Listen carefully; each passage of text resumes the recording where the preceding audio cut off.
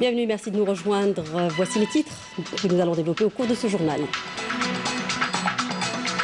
Réunion du gouvernement sous la présidence du Premier ministre Abdelaziz Jarrad via visioconférence. À l'ordre du jour, plusieurs secteurs, notamment la justice, l'industrie, la santé et l'intérieur et les collectivités locales.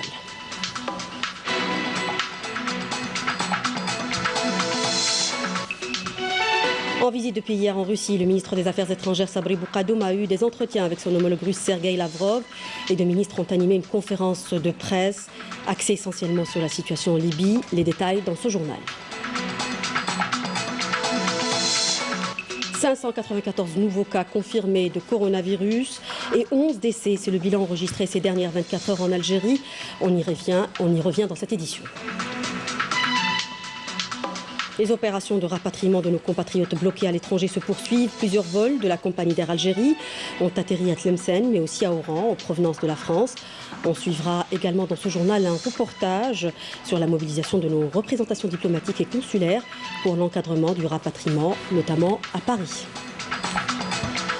Mais d'abord, ce communiqué donc, de la réunion du gouvernement.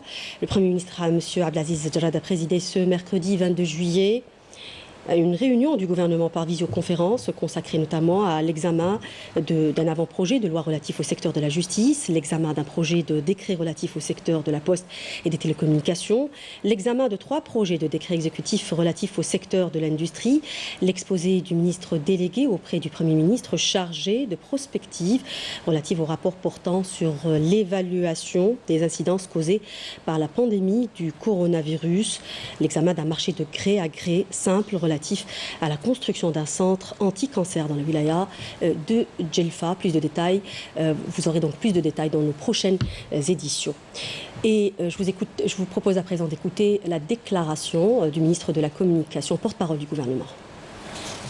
بالنسبة للنقطة الأولى في جدول الأعمال والمتعلقة بتعديل قانون العقوبات في شقه المتعلق بالاعتداء على الطاقم الطبي، قدم وزير العدل حافظ الأختام عرضا في هذا السياق تناول الوضع الصحي المتأزم الذي تعيشه الجزائر جراء كوفيد-19 وما نجم عنه من تجنيد كامل وتام لأعوان المستشفيات الذين غامروا بحياتهم وفارقوا أبنائهم وأهلهم لتلبية نداء الواجب وإنقاذ حياة المصابين بالفيروس الذي حصد إلى غاية الآن 44 وفاة من مهني الصحة وإصابة أزيد من 2300 شخص من بينهم. هذه الوضعية الصحية ومنذ أيام خلفت جدلا واسعا في أوساط المجتمع جراء الاعتداءات المتكررة على الأطقم الطبية بعدة مستشفيات ومؤسسات صحية عبر الوطن. إثر ذلك قررت الدولة التصدي لهذه الظاهرة من خلال تعديل القانون الجنائي لتجريم هذه التصرفات ومعاقبة مرتكبيها معاقبة قاسية وردعية. يتضمن المشروع الأحكام الآتية التي صيغت لكي تكون قابلة للتطبيق في الأوضاع العادية والاستثنائية الحالية. أولا، الحماية الجزائية للأسلاك الطبي وشبه الطبي والإداري أيضا بالمؤسسات الصحية العامة والخاصة أثناء مباشرة أعمالهم وبمناسبتها. ثانيا، بالنسبة للأفعال المجرمة يقترح المشروع التمهيدي لتعديل قانون العقوبات تشديد العقوبات المنصوص عليها سابقا في المادة 144 وما بعدها من قانون العقوبات التي تتعلق بالموظفين ومؤسسات الدولة، وأيضا في أحكام المادة 264 التي تتعلق بأعمال العنف العمدية، وسيعرض النص أمام مجلس الوزراء المقبل للمصادقة عليه. ثانيا، فيما يخص عرض وزير الصناعة، قدم وزير الصناعة 3 مشاريع تنفيذية. يتعلق المرسوم التنفيذي الأول بترقية وتطوير نشاط التصميم وإنتاج المكونات والقطع والأجزاء الموجهة للمناولة الصناعية ولجميع الاستعمالات بما في ذلك الإنتاج لبيعه على حالته. يتعلق المرسوم التنفيذي الثاني بشروط وكيفيات منح ترخيص جمركة الخطوط والمعدات التي تم تجديدها في إطار نشاطات إنتاج السلع والخدمات. أما المرسوم التنفيذي الثالث فهو يتعلق بإجراءات الجمركة للخطوط المتجددة في إطار نشاطات الإنتاج. يتعلق الأمر هنا بكيفية ترخيص استيراد معدات أو فصول نشاطات إنتاجية ذات قيمة إضافية عالية بمنحها مزايا خاصة. صلب الموضوع في هذا الغرض هو تحديد شروط وكيفية الاستفادة من المزايا المقررة في المادة 55 من قانون المالية التكميلي لسنة 2020. وتكمن هذه المزايا في إعفاء لمدة 2 سنين متجددة من الحقوق الجمركية والضريبة على القيمة المضافة على المكونات والمواد الأولية المستوردة أو المتحصل عليها محليا. الهدف المرجو هنا هو وضع صيغة ملائمة للحصول على معدات بتكاليف معقولة من طرف المتعاملين، مما يخدم مسعى بعث آلة الإنتاج الوطنية وتشجيع الكفاءات الناشئة ومؤسسات التجهيز الأجنبية. ثالثا، في ختام الاجتماع قدم الوزير المنتدب المكلف بالاستشراف لدى الوزير الأول قدم عرضا حول تقييم الآثار المترتبة جراء جائحة كورونا على الاقتصاد الوطني. وجاء هذا التقييم المرحلي المؤقت الذي سيحين إلى غاية الخروج من الجائحة بعد لقاء الحكومة مع الشركاء الاقتصاديين والاجتماعيين يوم السبت الفارط.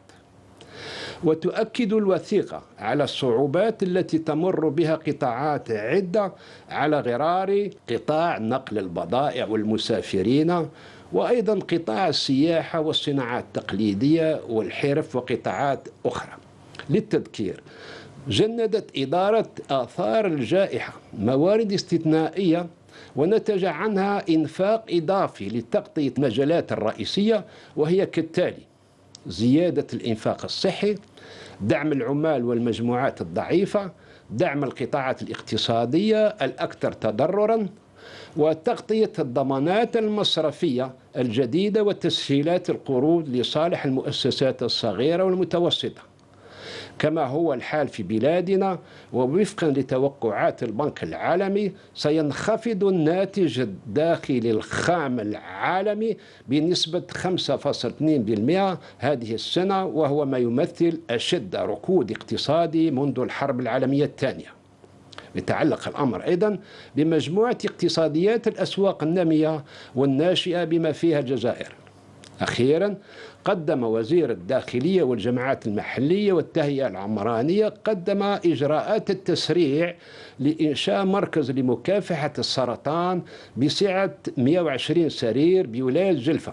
يتم هذا الإنجاز بفضل الصفقة بين ولاية الجلفة ومؤسسة كوسيدار للبناء بمبلغ قدره 4.5 مليار دينار، ومدة إنجاز تقدر ب30 شهرا. تلكم هي أهم المحاور المدرجة في اجتماع الحكومة لنهار اليوم. Nous l'annoncions en titre, la coopération à présent en visite de travail depuis hier en Fédération de Russie. Le ministre des Affaires étrangères Sabri Bourgadoum a eu des entretiens avec son homologue russe Sergueï Lavrov, l'occasion d'aborder les relations bilatérales et d'examiner diverses questions régionales et internationales d'intérêt commun, notamment la situation en Libye, au Mali et en Syrie, ainsi que les moyens de promouvoir la paix et la sécurité internationale par des approches politiques fondées sur la légalité internationale et dans le respect de la souveraineté des peuples concernés.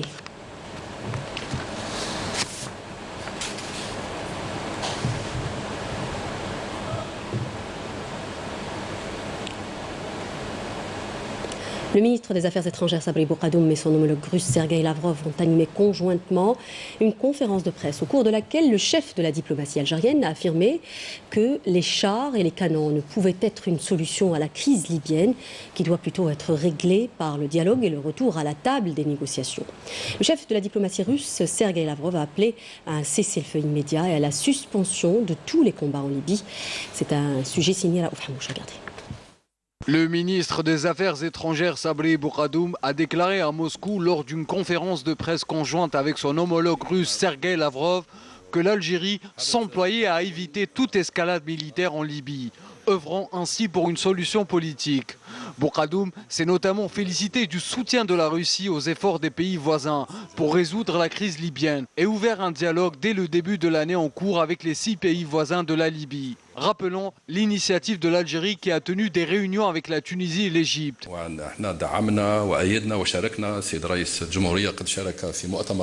Le président de la République a participé à la conférence de Berlin et nous avons adopté les résolutions de cette conférence avec ces 4 axes. Le plus important pour nous est de reprendre ce travail dans le but de trouver une solution politique. La solution ne peut se faire avec des chars et des canons, mais plutôt à travers le dialogue et les négociations avec toutes les parties libyennes concernées.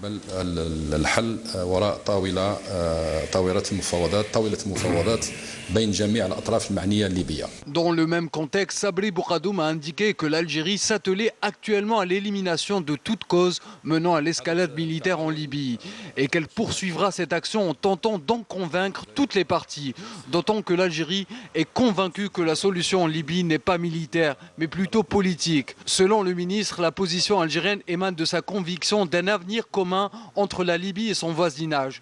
De son côté, le chef de la diplomatie russe a appelé à un cessez-le-feu immédiat et à la suspension de tous les combats en Libye pour pouvoir lancer un dialogue national politique inclusif de sortie de crise. Nous sommes totalement d'accord sur l'importance de résoudre tous les conflits internationaux avec des moyens pacifiques, en respectant les principes et les objectifs de la Charte des Nations Unies, le respect de la souveraineté des États et leur intégrité territoriale et la non-ingérence étrangère dans les affaires internes des pays. À l'issue de cette conférence, les 2 pays réitèrent leur engagement à la mise en œuvre des conclusions de la conférence de Berlin, approuvée par le Conseil de sécurité. Dans l'actualité nationale, l'avant-projet de loi relatif à la presse électronique fait actuellement l'objet de dernières retouches avant sa soumission dans les tout prochains jours au gouvernement, a annoncé le ministre de la Communication, porte-parole du gouvernement, dans un entretien accordé au journal Al-Hiwar. Le texte de loi a été élaboré après plusieurs concertations et réunions ayant regroupé différents partenaires et acteurs du domaine, tout en associant plusieurs secteurs ministériels dans le processus de régulation juridique de la presse électronique, a affirmé Ammar Belhimar. Le ministre a rappelé dans ce cadre que le secteur compte plus de 150 sites électroniques, dont 130 sites déclarés auprès du ministère de la Communication, la majeure partie étant domiciliée à l'étranger, abordant par ailleurs les chantiers de réforme du secteur de l'information, tous supports confondus. Le ministre a affirmé que le travail se poursuivra jusqu'au parachèvement de tous les axes inclus au titre du plan d'action du ministère, lequel a débuté auparavant avec de chantiers sur la presse électronique et l'action syndicale, avant de s'arrêter en raison de la situation sanitaire que traverse le pays.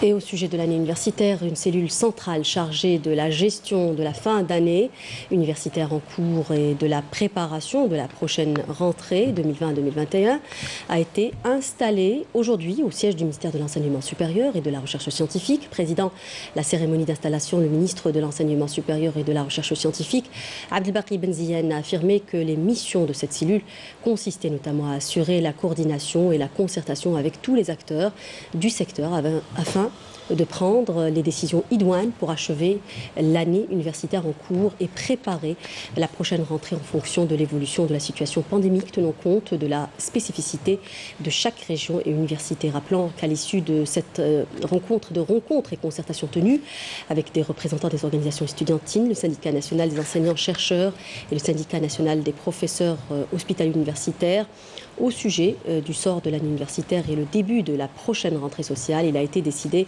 de la reprise des cours à partir du 23 août prochain.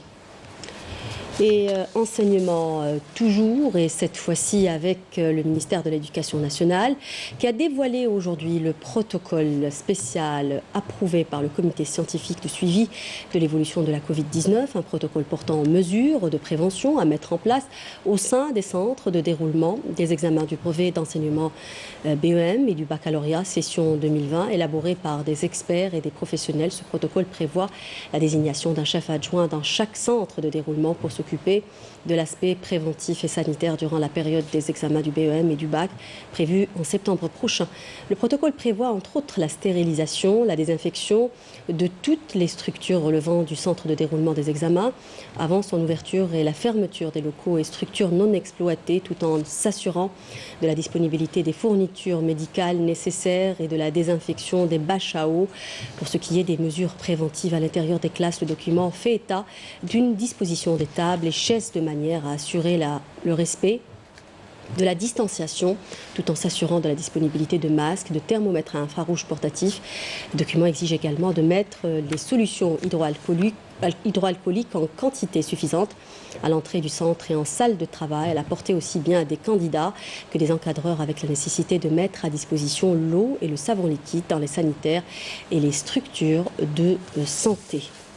594 nouveaux cas confirmés de coronavirus et 11 décès. C'est le bilan enregistré ces dernières 24 heures en Algérie, a indiqué le porte-parole du comité scientifique de suivi de l'évolution de la pandémie du coronavirus. Je vous propose d'écouter le docteur Jamel Fourar. Aujourd'hui, le mercredi 22 juillet 2020, nous allons vous donner comme d'habitude un point de situation sur l'évolution épidémiologique de la Covid-19 en Algérie depuis le début de l'épidémie à ce jour. Pour ce qui est des principaux indicateurs, au cours des 24 dernières heures, nous avons enregistré 594 nouveaux cas, 337 patients guéris qui ont quitté les établissements hospitaliers, 51 patients en soins intensifs et 11 décès. Avec la notification de 594 nouveaux cas, l'incidence est de 1,4 cas pour 100 000 habitants au cours des 24 dernières heures, sachant que 29 wilayas ont notifié moins de 10 cas et 19 wilayas ont notifié 10 cas et plus. Pour ce qui est des décès, nous avons malheureusement enregistré encore de nouveaux décès. 11 nouveaux décès ont été enregistrés au cours des 24 dernières heures à Rabbi Yarhamhum. Pour ce qui est des patients guéris qui ont quitté les établissements hospitaliers, le total est à ce jour de 16 983, dont 337 patients sont guéris et ont quitté les établissements hospitaliers au cours des 24 dernières heures. Pour ce qui est des soins en réanimation, nous avons actuellement 51 patients en soins intensifs.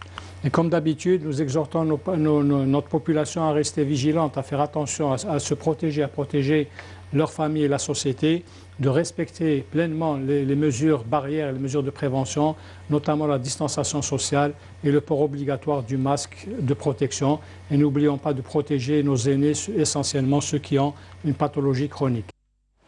Les opérations de rapatriement de nos compatriotes bloqués depuis la fermeture de l'espace aérien ont repris, vous le savez, depuis lundi dernier. Plusieurs vols ont déjà eu lieu depuis plusieurs pays, notamment la France. Pour la capitale Paris, 2 vols sont prévus à destination d'Alger, d'une capacité de 900 passagers à peu près. Nos représentations diplomatiques et consulaires sont mobilisées depuis quelques jours déjà pour l'encadrement de cette opération et pour assister et aider les citoyens concernés jusqu'à leur retour au pays. Afab Blouchet, reportage. Quelques lignes annoncées sur le site de l'APS ont mis fin à un cauchemar de près de 5 mois d'attente. Depuis, des centaines d'Algériens affluent quotidiennement vers l'ambassade d'Algérie à Paris pour vérifier leur inscription sur les vols de rapatriement. Les plus âgés semblent pris au piège des nouvelles technologies. J'ai tout fait pour être sur la liste. Vous êtes inscrit sur la plateforme? Logiquement. Logiquement ou vous êtes inscrit? Quand on est parti 2 fois là, je ne vais pas laisser ma femme partir toute seule. Impossible. Vérification faite, Amir Mara n'avait pas fait la bonne saisie et donc n'a pas reçu le mail retour qui permet de confirmer son inscription sur la liste, contrairement à son épouse. Pour autant, il sera pris en charge car il fait partie des gens prioritaires dans l'ordre de rapatriement. Pour être fidèle à la décision de M. le Président de la République, tous ceux qui doivent être rapatriés le seront. L'ordre de priorité de rappel de ces personnes concerne d'abord les familles, les personnes âgées et malades, et également les étudiants et stagiaires. En d'autres termes, l'ancienneté du recensement ne donne pas la priorité au départ sur les catégories citées, mais tout le monde sera pris en charge. Puis arrive le tour d'Air Algérie. Ici, les billets sont revalidés ou libellés pour les non-détenteurs de billets retour, qui ne représentent que moins de 20% des passagers concernés par cette opération. Les passagers sont ensuite appelés un à un afin d'être prévenus des mesures de sécurité à respecter. Ce protocole est essentiel dans le sens où les passagers doivent venir avec un masque et lorsqu'ils seront à bord pendant tout le voyage, il faut qu'ils soient bien entendu, ils disposent d'un masque, c'est l'obligation numéro 1. La deuxième obligation, c'est que Air Algérie, elle met une dotation de masques pour les gens qui vont perdre en cours de chemin leur masque et tout ce qui s'ensuit. Donc on se prépare par rapport à ça. Il faut savoir aussi que ce n'est pas un vol commercial ordinaire. Donc par exemple, les prestations à bord, elles sont limitées, elles sont très très limitées. Donc pour qu'il n'y ait pas de contact. Et bien entendu, notre personnel navigant commercial est bien entendu doté de masques et doté de gants et tout ça pour pouvoir justement assurer un transport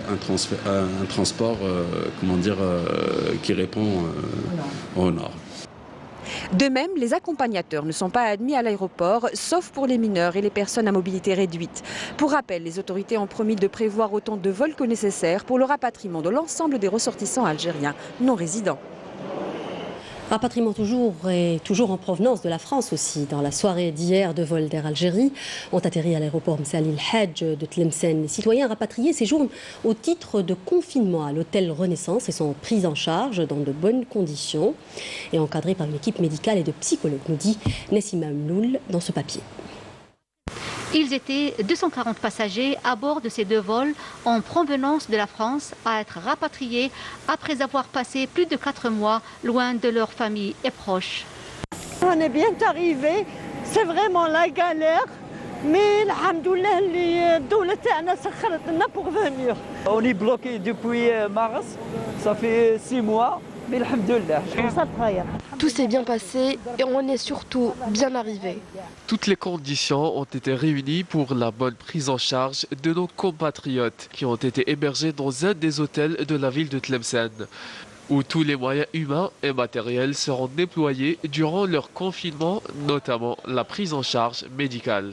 À noter que pas moins de 5 000 Algériens bloqués dans plusieurs pays depuis la suspension du trafic aérien seront rapatriés. Des lieux d'hébergement ont déjà été mobilisés à travers plusieurs wilayas pour les accueillir. Et dans le même contexte, quelques 317 citoyens algériens bloqués en France depuis quelques mois à cause des répercussions, vous le savez, de la pandémie du Covid-19 qui secoue le monde entier, ont été rapatriés vers Mostaganem et Ain Mouchent hier soir via l'aéroport d'Oran. Les citoyens sont arrivés à bord de 2 avions de la compagnie nationale Air Algérie provenant de Toulouse et Bordeaux. Leurs avions ont atterri à l'aéroport Ahmed Ben Bella d'Oran avant d'être dirigés vers les lieux de leur confinement de 14 jours dans le cadre des dispositions préventives contre la propagation du coronavirus. Justice à présent, le parquet du tribunal de Bir Mouad Reis, près la cour d'Alger, a requis la peine de 3 ans de prison ferme et une amende de 20 000 dinars à l'encontre de la dénommée HH, la principale accusée dans l'affaire qui concerne le scan des cartes professionnelles appartenant à de hauts responsables de l'État pour les poster sur les réseaux sociaux. Le parquet a également requis la peine de 2 ans de prison ferme et une amende de 100 000 dinars à l'encontre des accusés KS et BAT dans la même affaire. Les accusés sont poursuivis pour les accusations suivantes: divulgation de secrets en exploitant leurs fonctions, diffamation à travers les réseaux sociaux, ainsi que la mise en ligne d'informations sur les réseaux sociaux pour grand public qui portent atteinte à l'intérêt national. Et dans le cadre de la lutte antiterroriste, un détachement de l'armée nationale populaire a découvert et détruit hier une bombe de confection artisanale, divers outils et produits servant dans la confection des explosifs ainsi que des denrées alimentaires et des effets vestimentaires et de couchage, et ce lors d'une opération de fouille et de ratissage menée à Ain Defla en première région militaire. Par ailleurs, 9 narcotrafiquants ont été arrêtés à Tlemcen en deuxième région militaire par un détachement combiné de l'ANP qui a saisi également dans le cadre de la lutte contre la contrebande et la criminalité organisée plus de 9000 comprimés psychotropes, 4 véhicules touristiques et une somme d'argent s'élevant à 209 millions de centimes. À Béjaïa, en 5e région militaire, des éléments de la gendarmerie nationale ont appréhendé un individu à bord d'un camion chargé de plus de 12 900 unités de différentes boissons. Par ailleurs, 18 personnes ont été arrêtées à Borj Beji Mokhtar dans la 6e région militaire par un détachement de l'ANP et 8 véhicules tout-terrain, 5 groupes électrogènes ainsi que 3 marteaux-piqueurs servant dans des opérations d'orpaillage illicites ont été saisis également, alors que 25 migrants clandestins de différentes nationalités ont été arrêtés à Ain Gezem. Nous célébrions hier le centenaire de la naissance d'un des pères fondateurs de la littérature algérienne d'expression française, Mohamed Dib, décédé en 2003. L'auteur a œuvré pour affirmer la personnalité et la revendication de liberté de son pays et de son peuple.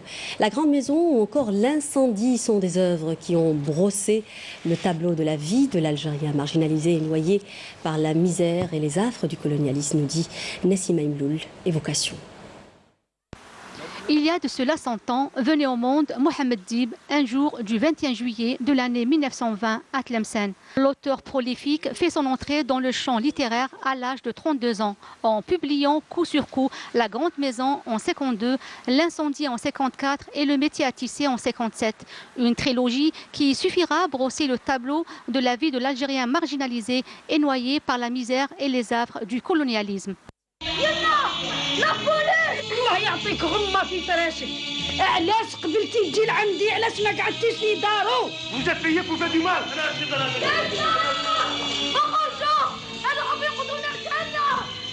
Mohamed Dib entame en 1968 un nouveau cycle romanesque avec La danse du roi en 68, suivi en 70 par Dieu en barbarie et Le maître de chasse publié en 73, qui explore la société algérienne post-indépendance.